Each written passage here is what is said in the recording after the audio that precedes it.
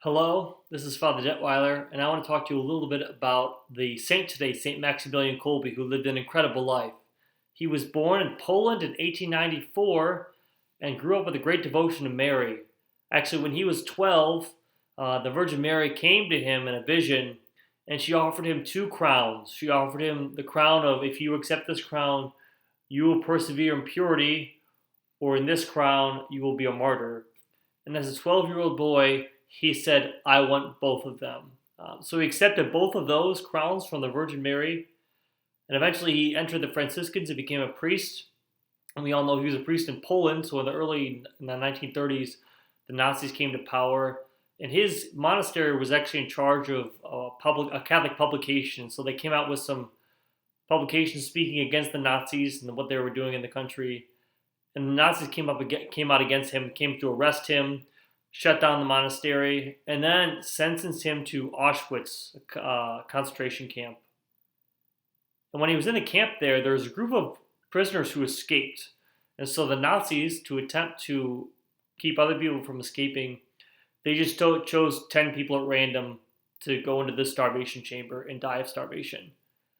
And they chose one man, and right when they chose him, he fell to his knees and he begged them to let him go free because he has a wife, he has a family, he can't leave them alone. And so this man's distraught when they choose him to go to the starvation chamber. But Maximilian at that point sees this and is filled with compassion for this total stranger, and he steps out of line and he says, all right, I'll take his spot. So Maximilian took the place of a complete stranger in a starvation chamber in Auschwitz.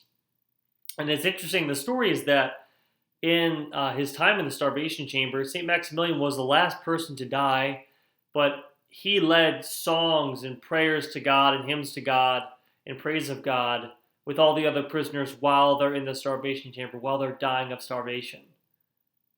And he was the last to stay alive. He was alive after 14 days of dehydration and starvation.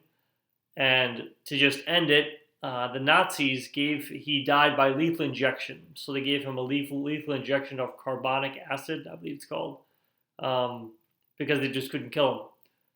And so he died on August 14th of that summer. And so he is actually, because of that, I always find this interesting, he's the patron saint of drug addicts. So if you know someone who's struggling with drug addiction or addiction of any kind, pray to St. Maximilian to intercede for them, especially in heaven.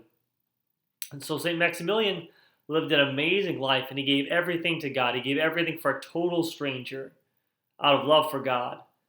And so may we be inspired and imitate his life of holiness as he sought to give everything to God through the hands of Mary.